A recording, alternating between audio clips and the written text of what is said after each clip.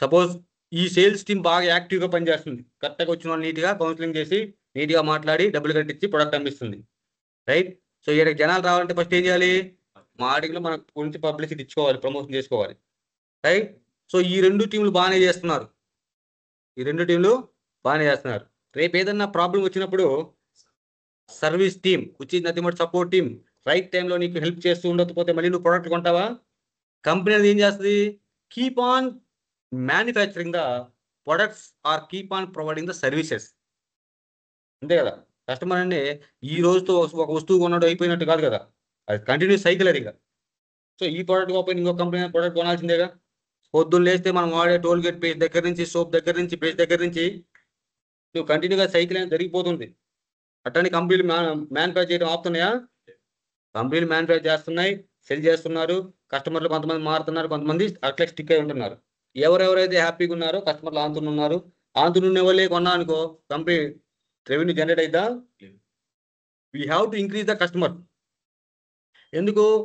మనం కూడా మ్యానుఫ్యాక్చర్ పెంచుతుంటాం కాబట్టి, రైట్? సో ఈ సంవత్సరం ఒక 100 ప్రొడక్ట్లు తయారు చేస్తే నెక్స్ట్ ఇయర్ కూడా 100 తయారు చేస్తామా?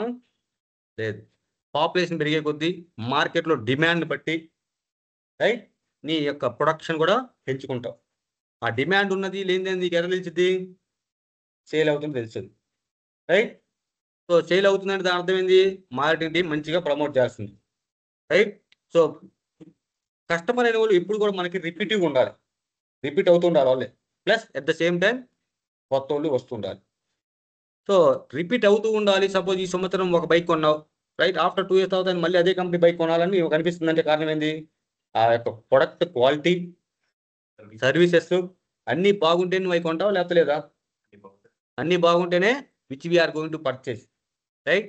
సో ఉన్నవి లేని చెప్పి చేస్తే ఒకసారి ఇంకా నెక్స్ట్ టైం కస్టమర్ రాడు, రైట్? ఆ కస్టమర్ రాకపోగా ఏం చేస్తాడు? ఇంకో 10 మంది చెప్తాడు, అరే ఇవి కొనొద్దు రా బాబు అని, రైట్? అట్లా 10 మంది కాస్త రెడ్ అయిపోతే కంపెనీ అల్టిమేట్గా ఏం చేసుకోవాలి? షట్ డౌన్ చేసుకోవడం. అంత ఖర్చు పెట్టి కంపెనీ స్టార్ట్ చేసి, okay?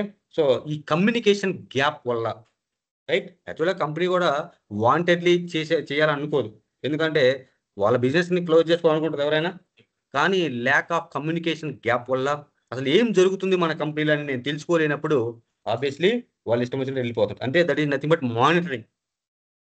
So many business are closed because of there is no monitoring systems.